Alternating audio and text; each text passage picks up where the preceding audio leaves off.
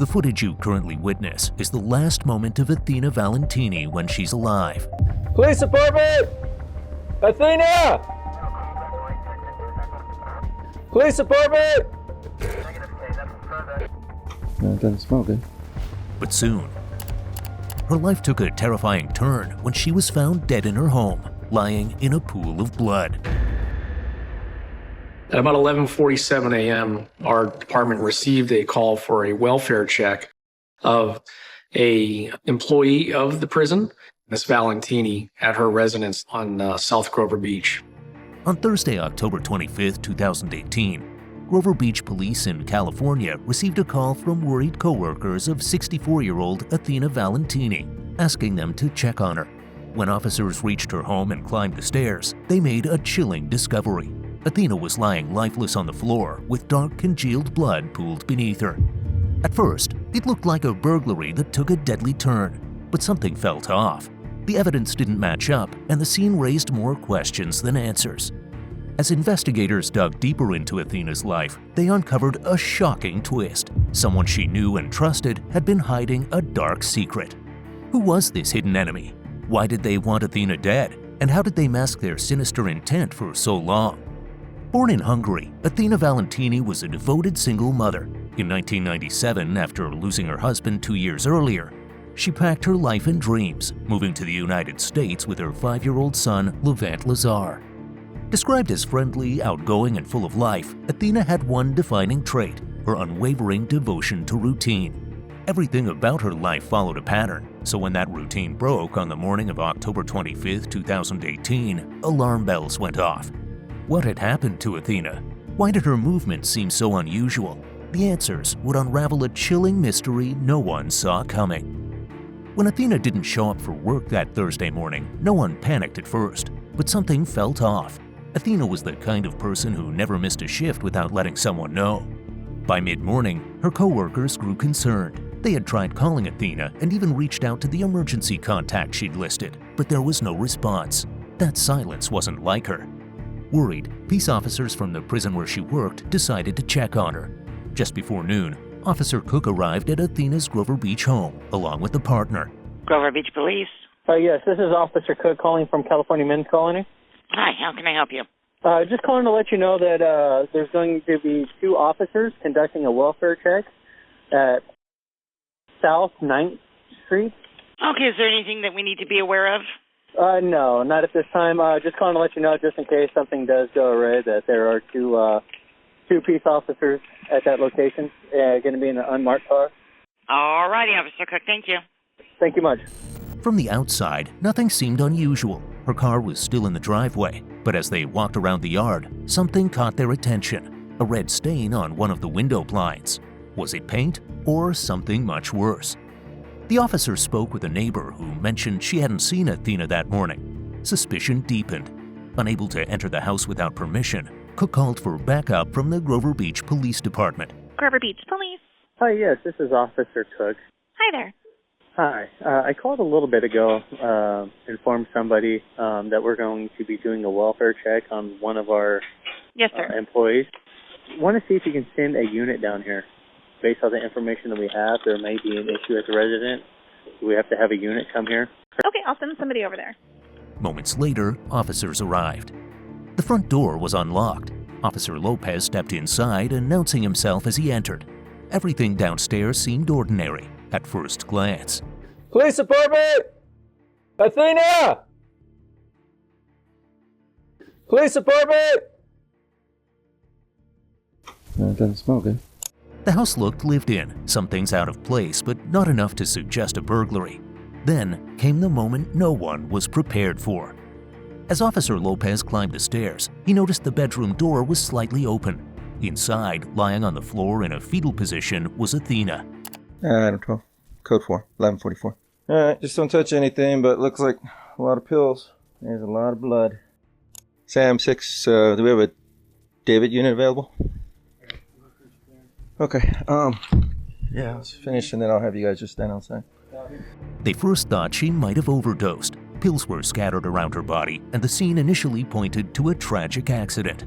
But then, Lopez noticed the pool of blood beneath her. This wasn't an accident. it wasn't self-inflicted. Something far darker had unfolded in that room.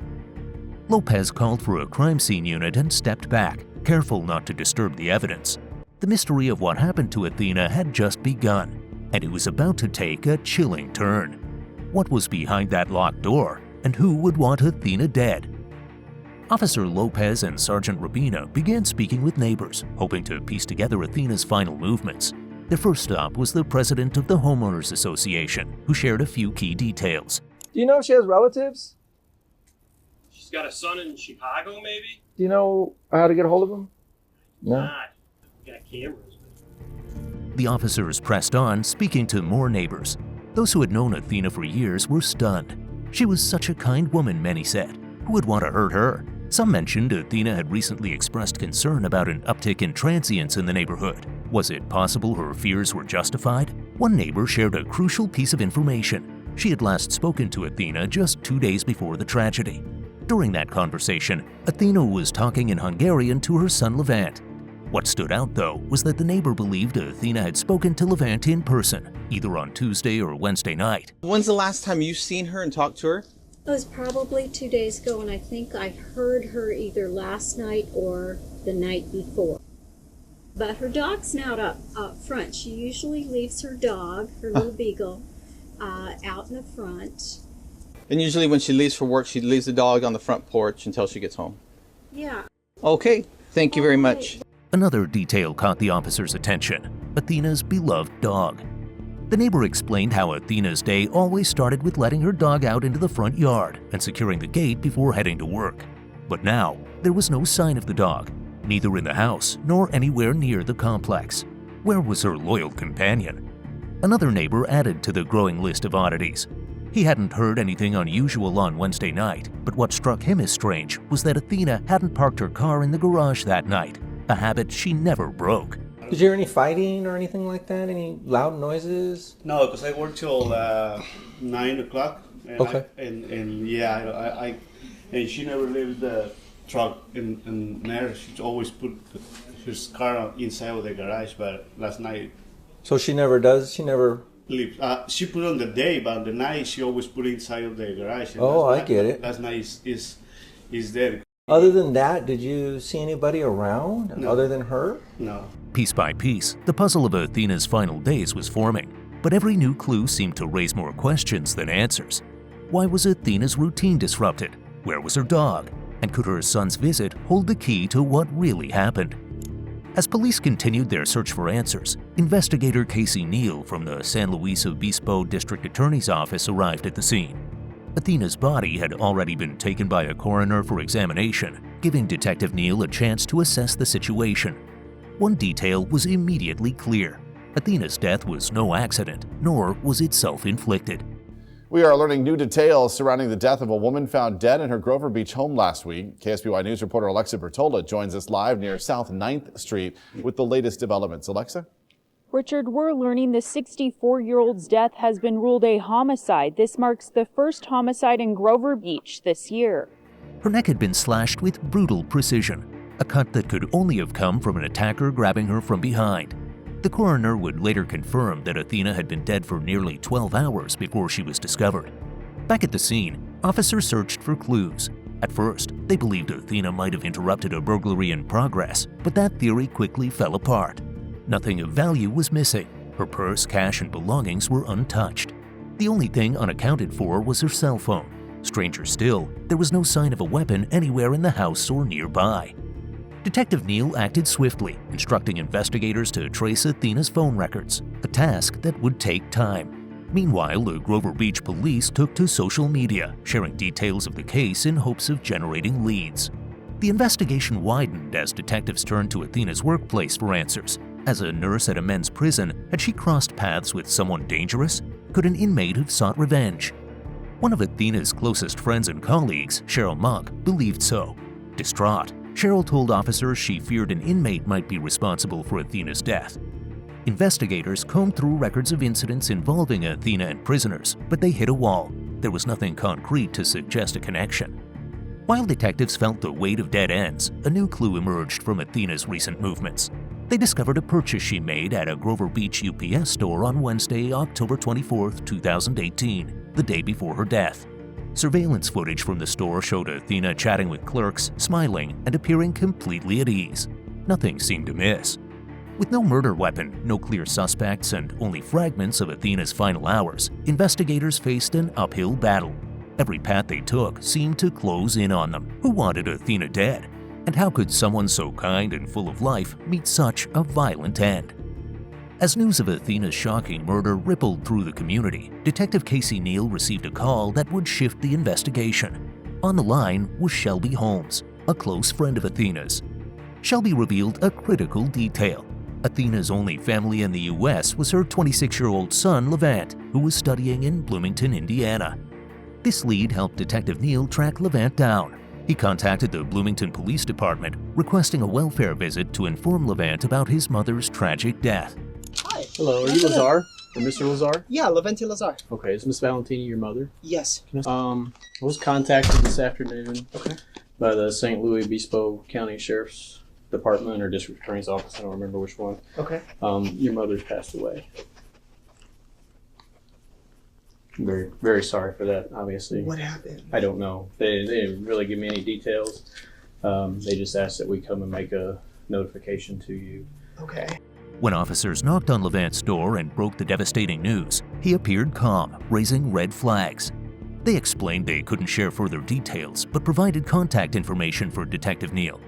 During their conversation, Levant told officers he had last spoken to Athena on Monday, October 22nd during a phone call. He mentioned trying to call her several times since then, but assumed she was having issues with her phone. When was the last time you spoke with your mom? On Monday, and I've been calling her, and it goes straight to voicemail, and then the voicemail says it's full. Okay. But she's been having a tough time with her phone. I thought maybe it was a phone issue. Okay. Sorry to have to bring bad news to you. Yeah. So. Thank you so much, though. I really appreciate it. Sorry about that. Have a wonderful day. You too. Shortly after the officers left, Levant reached out to Detective Neal directly, but something about their interaction caught Neal's attention. Levant's reaction to his mother's murder felt off. Still, Neal chalked it up to the fact that everyone processes grief differently, but still, this was not digestible to Detective Neal. During their conversation, Neal pressed Levant for details. When was the last time he visited Athena? What was he doing on Wednesday, October 24th, the night before her death? Levant explained that he hadn't seen his mother since January 2018 and that he had been at home in Bloomington, Indiana on that Wednesday night. With Levant living hundreds of miles away, it seemed unlikely he could have been involved. Neal ended the call, feeling the weight of yet another dead end. But just as the case seemed to hit a standstill, an explosive piece of evidence was about to surface, evidence that would cast a dark shadow over Levant's story. After speaking with Athena's son, Detective Neal's team received a breakthrough. The HOA president had sent over the surveillance footage from Athena's complex just as promised. The motion-activated cameras only recorded when someone came near the property, and investigators wasted no time reviewing the clips. Footage from the afternoon of October 24, 2018 showed Athena walking around the complex with her dog. Nothing seemed out of the ordinary. There was no sign of anyone lurking or watching her. With that, investigators ruled out the possibility that she had been attacked by someone she encountered during the day. But then, something unusual caught their attention. Around 11 p.m. that same night, the camera recorded an individual near Athena's property. What made this clip stand out was Athena's dog. Known to be wary of strangers, the dog was behaving comfortably with this person, almost as if they were familiar. Who was this individual, and why were they near Athena's home so late at night? The footage showed the figure walking north along 9th Street, with the dog trailing closely behind. Investigators quickly sent a team to canvass the area, hoping to uncover more surveillance footage, and they struck gold. Businesses along the route had cameras, but the most promising lead came from the Exploration Discovery Center. Their high-quality 24-hour surveillance captured the same person walking past the center after 11 p.m. that night, with Athena's dog following behind. But that wasn't all. When investigators reviewed earlier footage from the same location, they spotted the individual again, this time at 6:30 p.m., heading in the direction of Athena's home. The person appeared to be talking on a cell phone, their body language calm and unhurried. This wasn't just a random passerby. Whoever this was, They had walked toward Athena's home hours before her death and returned later that night with her dog in tow. A critical lead had finally emerged, and it raised far more questions than it answered. Who was this person? What were they doing at Athena's home? And why was the dog so comfortable with them? Investigators knew they were onto something big. Armed with Athena's phone records, investigators began piecing together the puzzle. Most of her calls on that Thursday had been to familiar contacts in her phone book, nothing unusual there. But one number stood out. A call to an unfamiliar Ohio area code around the same time the mystery figure in the surveillance video was seen talking on the phone. Digging deeper, investigators discovered that this same number had called Athena repeatedly on Tuesday and Wednesday, but not at all in the days before. It was an odd pattern, and it didn't feel random. Convinced the caller was somehow linked to Athena's murder, investigators quickly filed a request for the records associated with that number. The breakthrough came within days. The number belonged to a prepaid phone purchased by someone named Jacob Keith. The only lead tied to him was a P.O. box in Cincinnati, Ohio. When investigators asked Athena's close friends if they knew the name, none of them had ever heard of Jacob Keith.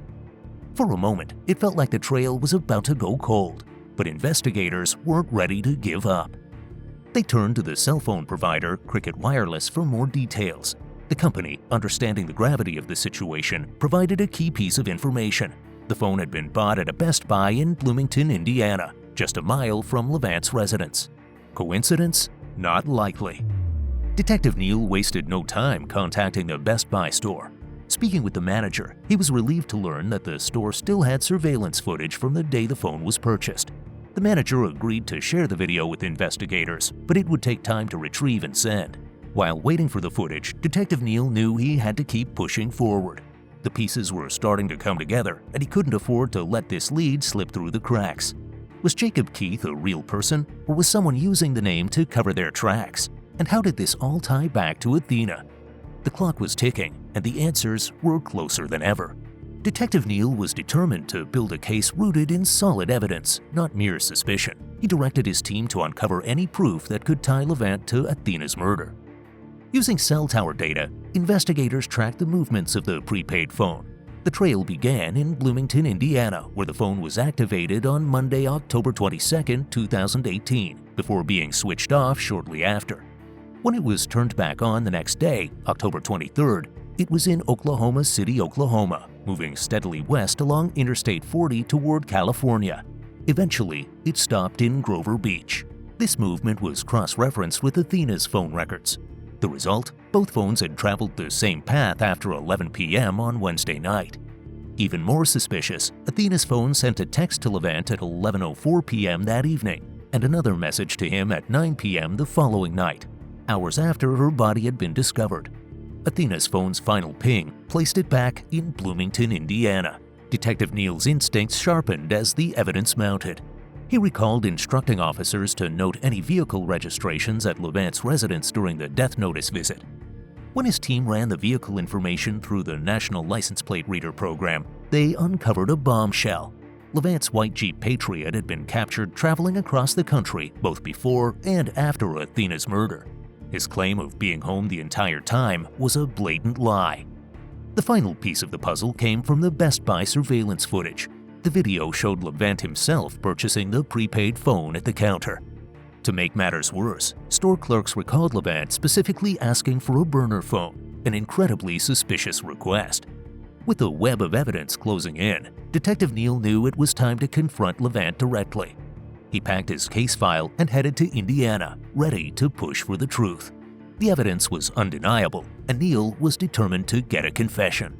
As Detective Neal prepared to question Levant, a separate team of investigators executed a search warrant for his apartment. The interview began on a calm note, with Neal offering his condolences to Levant. Starting with casual small talk, Neal allowed Levant to open up. Levant spoke about his father's passing and how their family had relocated to the United States afterward.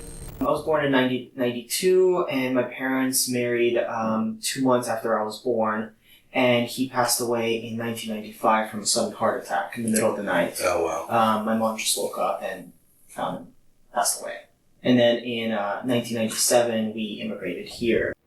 Once the atmosphere felt more relaxed, Neil read Levant his rights and shifted the conversation to the new evidence in Athena's case. They first discussed Athena's background, then transitioned to Levant's academic journey. Levant shared how he'd managed to keep his student debt low and even spoke about his future plans, including a potential move to support his girlfriend Hannah as she pursued further studies. How much in student debt? About $250,000. Oh, wow. Yeah, if I went through the whole PhD route. Well, it's got to be probably that for just what you've done already, right? No, right now I'm only about $15,000 in debt because at the time when I was here at IU, I used to teach at the women's prison up in northern Indiana. He also mentioned his career aspirations and, in a surprising move, invited investigators to examine his devices. During their discussion, Levant revealed that he had been receiving a stipend from his late mother's boyfriend, Paul. There was kind of a stipend laid out for me. So between 2010 and 2013, I would receive about $15,000 a year. Okay. So I didn't have to work when I was in college, basically. I was very lucky. Mm-hmm. Then in 2017, I received $90,000. And I paid off most of my student debt there. I put most of it in my savings, opened up an IRA account, started trading, kind of looking long term. And then I have one final payment of $200,000. Not exactly $200,000, it's $200,000 and change. In 2022 when I'm 30. Not when I'm 30, but July 5th, 2022, so after my birthday. Neil then steered the conversation toward Levant's car and Athena's dog, subtly building toward the crucial questions. After establishing a rapport with Levant, Neil returned to the focus of the investigation, getting a confession. When Levant mentioned that he hadn't left Indiana during the week of Athena's murder, Neil presented the damning cell phone data. That's kind of what I need a little bit of help with, is because, and you've had your phone with you that whole time? Yeah. Okay. I was able to get records for all your recent people that have called your mom. Okay.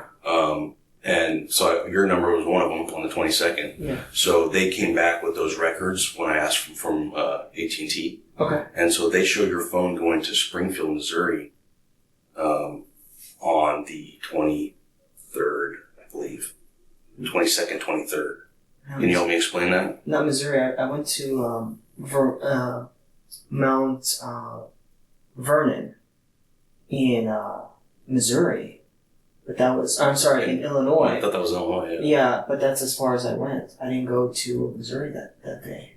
Huh. Or that week. Really? Missouri was the earliest time I was in Missouri was in June. Okay. Of this year. Okay. Yeah. And that's the only phone you have? That's the only phone I had. I had this since January of last year. Huh. No, It's just strange. I mean, so basically when our phones travel, they talk to cell phone towers. Correct. Right. So you're a smart guy. You probably know better than me. Every time they connect to a tower, it shows the tower's location. Yeah. Your phone has to be within close proximity of those towers. Right. So the fact that your phone shows going, from your house basically to the Springfield, Missouri. I understand. I understand. On the 22nd, 23rd. Yeah. Okay. I was not in Missouri last month. June was the last month I was in Missouri. Huh. The evidence showed otherwise, and now it was time for the suspect to face the truth.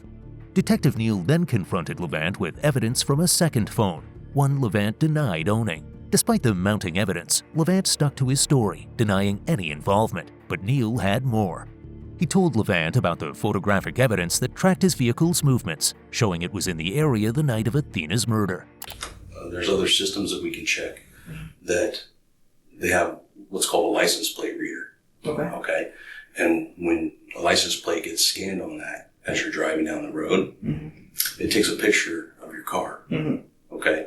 And the picture it took in Texas and in Arizona and in California is a picture of your car. I was not in California this year. Oh, except in January. Okay. Listen to me, Levant. I'm listening. Okay. All those records clearly show it was your Jeep. Okay. Levant had no idea about the surveillance cameras at Athena's complex, but Neil made it clear. They had several pieces of footage showing his actions. Video surveillance cameras show you going into your mom's apartment when she was murdered. Okay. So What I'm here to do today to talk to you is about, I already know that you're the one that went there, okay? I need you to help me understand why you did this to your mom. All Neil wanted was the truth, the reason why Levant would kill his own mother. Levant continued to deny everything, claiming he had a good relationship with Athena, but Neil wasn't backing down. He showed Levant more evidence, hoping he'd crack and reveal the motive. I understand what you were saying. This is your house right here where this is. Yes. This is your mom's house. Yes. Okay? You understand that there's pictures caught you along the route. That's your Jeep, correct? Yes. Okay. Yes. So what you're telling me about being in Indiana and never leaving and not seeing your mom in January of this year No, I saw her in is January. clearly, well, you were at her house on the 24th of I October. was not in her house. Of October of this year, I was not. Levante, do you see what I'm showing you? You want to see more? Your picture of your Jeep was taken all along your route with you in it. Okay? The video at your mom's house show you driving by at 3:30 that afternoon, okay, in your Jeep. Okay? Understand what all this says is that you were. So for you to sit here and tell me that makes zero sense, and it doesn't look, good for you. Okay?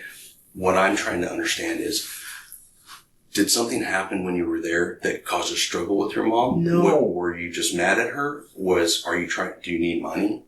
No. I don't need money. So what happened?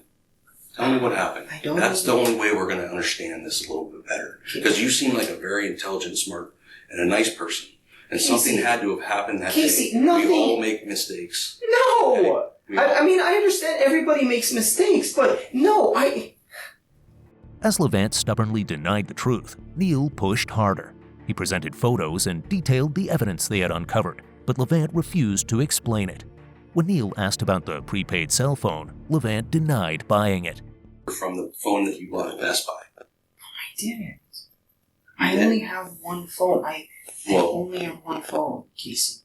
Did you not buy a phone at Best Buy? No. I did not. Do you want me to show you the video of it? I didn't. Do you want me to show you the video of it? Sure. Okay. Then, Neil hit him with the bombshell. The text messages sent to him from Athena's phone after her death. The walls were closing in, and Levant's denial couldn't hold up much longer. Detective Neil stayed focused, pressing Levant to admit his guilt, but Levant kept insisting that he and Athena had a strong, loving mother-son bond. Look at the text messages. If you could contact AT&T, why don't you read, the conversations I've had with her? Why don't you see the long phone calls I've had with her? Why don't you talk to Joseph or Terry or anybody about my relationship with my mom? Okay. Throughout the interrogation, he repeatedly referred to his troubled past, his father's death, and how he was raised by his mother alone. Then, Levant tried to flip the script, claiming he had spoken to others who suggested the investigation team wasn't exploring all possible leads. May I ask, though, have you been only focusing on me? Have you looked at other leads? Yeah. Have you? Yes. Everyone I spoke to, Terry and Joseph, they've been telling me the same thing, that it sounds like you guys don't know what is happening. Really? And if you're really wasting your time with me... No, I wouldn't do that. No, not wasting my time, but wasting your time with me. No, I wouldn't do that either. Each time Neil presented more evidence, Levant acknowledged it but couldn't explain how it connected to him. Finally, Neil confronted him about the phone purchase. After some hesitation, Levant reluctantly admitted to buying the phone, but he offered no clear reason, just that it was for personal use. Did you buy the phone at Best Buy? The Cricket? Yeah. Yes, I did. Okay, why did you buy that phone? Personal reasons. Like what? Personal reasons. Can you explain that to me? No, because it has nothing to do with this. It has nothing to do with my mom or... Well, you called your mom from it. I did. Quite a bit. Yeah. Shifting gears, Neil asked Levant if his girlfriend Hannah knew about his road trip across the country. That's when Levant made a startling admission. He had driven to California to buy medical marijuana. I was in California. But I didn't go see my mom. I didn't see her. I drove by her place. What'd you I went to Los Angeles. I went to Los Angeles to, and I could prove it to you. I could show it to you. Okay. To buy marijuana. Okay. And I bought medicinal marijuana. I went to it's on Venice Street in Los Angeles. That's why I went to California. Okay. And How do you show that to me? How? Yeah. I have the weed in my house. Okay. And how much weed did you buy? About $120 worth. $120 worth of weed? Yeah. It's 15 grams. Okay. That's it. So that's why you came to California? I know it sounds ridiculous, but I don't know anyone here except Hannah. Hannah is not going to go ask people. I'm not going to go ask other people either. She's in medical school. Okay. What did you tell Hannah? That I was going to Chicago. He told Neil that he had told Hannah he was heading to Chicago instead. Levant explained that he left Indiana on Tuesday, October 23, 2018, and made his way to California by Thursday, October 25th. Along the way, he claimed to have stopped at rest areas to catch up on sleep. He even mentioned trying to visit his mother, but she wasn't home when he arrived. And then I went up to my mom's. I was going to surprise her. She wasn't there, and then I drove back. Okay. When you say she wasn't there? She wasn't there. I called her on my Cricket phone. Uh-huh. I drove by. Her car wasn't there. I called her on my phone, the other phone. She didn't pick up. I guess she was at work. And I had to get back. The more Levant spoke, the more inconsistencies started to emerge, and Detective Neil was ready to push even harder. Levant tried to justify why he had been so evasive about his trip to California, but by now, Detective Neil saw through his attempts to drag out the interview. I think you can understand why I was hesitant, why I didn't say I was in California. Because I'm crossing state lines with weed. Is that really the thing that you think I'm here for? No. You're not here for the weed. I understand that. You understand that I talked to you about your mom being killed and asked you for your help to explain to me when the last time you saw your mom was. But I didn't see my mom. If this story you just told me is true, yeah, you would have told me that. No, because correct? No. Why? Because I am crossing state lines. First of all, it makes me a suspect that I was in California and I drove 60 hours for 15 grams of weed. Okay. It's more than that. A little bit more. Okay. So when I go to that dispensary or I check any dispensaries in LA, I'm going to find that. Yeah.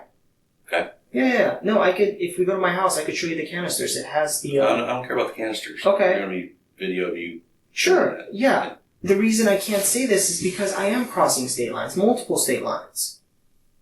That's a federal offense. I will get in a lot of trouble for that. If I told you that, even if it was not related, I would still get in trouble for that. Why? Because I'm breaking a law. What law are you breaking? Crossing state lines with marijuana. That's a law? I mean, yes it is. Okay. I'm asking. I don't know. It is. I don't work with that. It is. Those kind of laws. It is. Okay. I had a friend who got in trouble going from Colorado back to California. Okay. Neil kept his questions direct, interrupting Levant's long-winded explanations with sharp-pointed inquiries. Neil once again pressed Levant about his girlfriend Hannah and how she might react to the murder of his mother. Levant insisted that Hannah wouldn't suspect him, but the constant police scrutiny was starting to get to him. He repeated that he had no motive to kill Athena. When Neil asked about the money Levant stood to inherit from his mother's estate, Levant claimed he didn't know he was the sole beneficiary.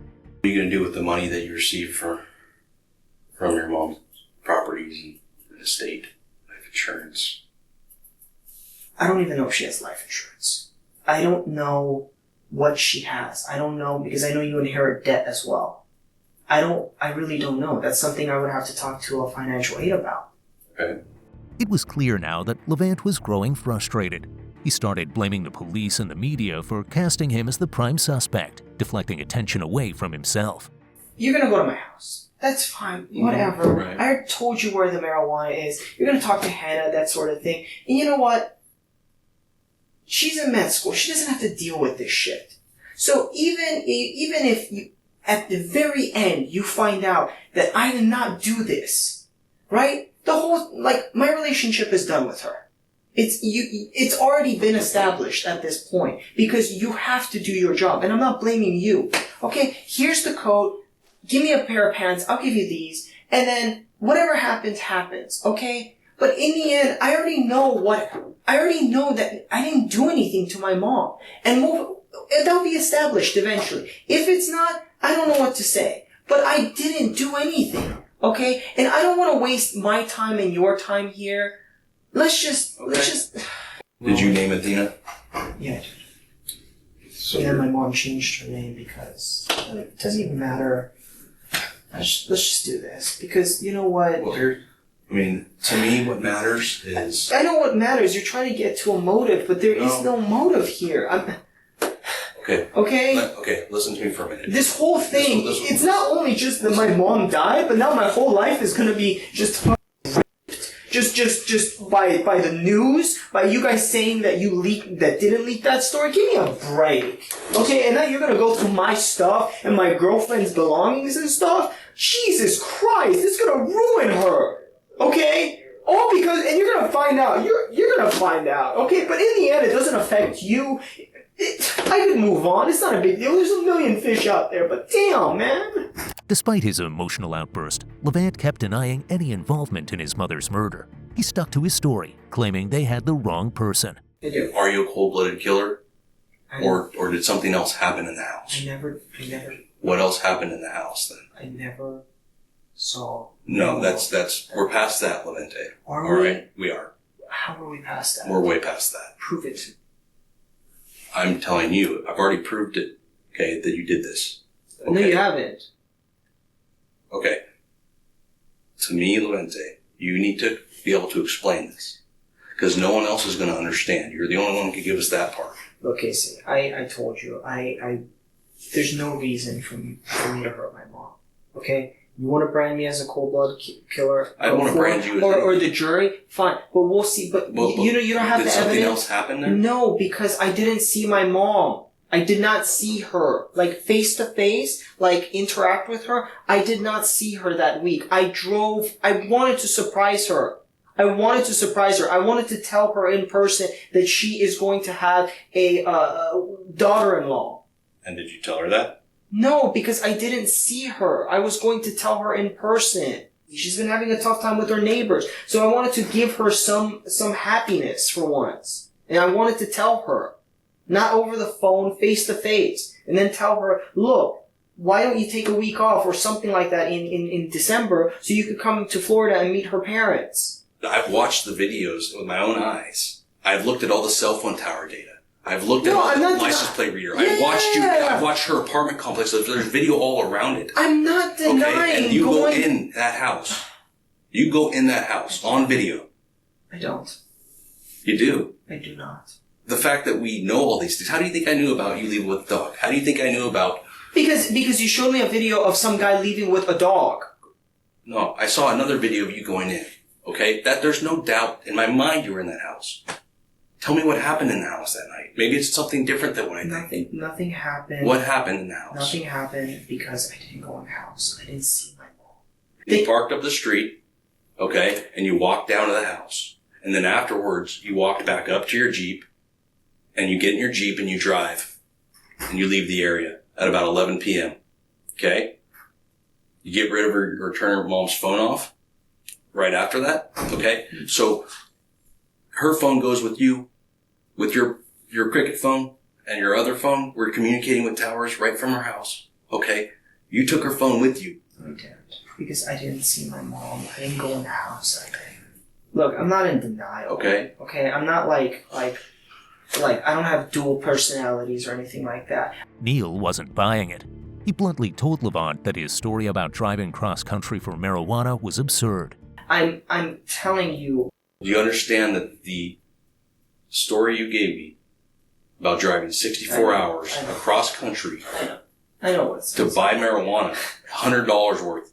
I know. I know. Do you understand how ridiculous that sounds? I do know. I do know. So then you should understand. You're a smart guy.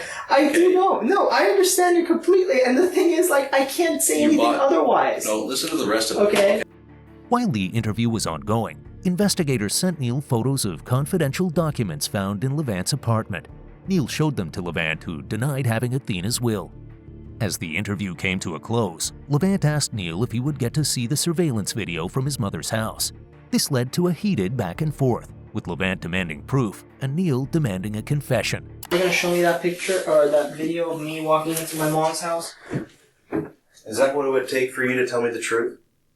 I'm curious because Would you tell me the truth if I showed you well, that? you've mentioned. Would you tell me the truth? You've mentioned a lot of evidence, but you've never shown me anything except the Google, Would you tell me the cell truth phone if I thing. showed it to you? I mean, is that what it takes? Is this a psychiatry thing going back and forth with questions? I'm asking you, are you ever going to show it? It's either yes or no. It's not a question back. That's what I'm asking. What if I showed it to you? Same thing. What would you say? You just showed. What would you say? Oh, well, I gotta see it. I don't know. I have to. Why would you have to see it? You know. Because no, I don't. Because you're telling me this. You're telling me you have so much evidence of this and that, but you haven't shown me anything except the the map and the cell phone. I didn't go to my mom's house. Prove it to me. Just please prove it to me. Because and then what? I don't know. I don't know. What do you mean you don't know? What do you mean? Then you would tell me what happened? This is a psychology thing. It's not. Or this is like a psychology meet where you ask one question and then a psychiatrist or psychologist ask a question back, and it just goes question. Nothing gets done. I'm gonna go see if your phone's done. I'm just asking. With no confession forthcoming, Neil had no choice but to arrest Levant, backed by mounting evidence. Look, Casey, I can't give you what you want if I don't have it. When you have it, you just choose not to tell me. This is a choice you've made. Okay? The choice you made to kill your mother. No, I didn't. The choice you're making to come up with these bizarre stories that make zero sense. Wait, but how are they bizarre? Did your team at least found the weed? See, and that the things you focus on, yes, are just silly. Okay, they're silly. But was she dead on the day I arrived, or she was dead when you killed her? You did. I didn't kill her. Okay, Levante. Yes. So, unless there's anything further that you want to talk to me about and be honest about, I think we're done. Is there anything you want to tell me? Now's your opportunity. No, I have nothing else to say. Okay. Why don't you go ahead and stand up and take your jacket off for me? I'm placing you under arrest for the murder of your mother. He was charged with first-degree murder and held without bond. Levant was transferred to San Luis Obispo County Jail, where he would await his trial in California. During the search of Levant's home in Bloomington, investigators seized several electronic devices, including his personal computer and an iPad. The Google searches made on the iPad further incriminated him.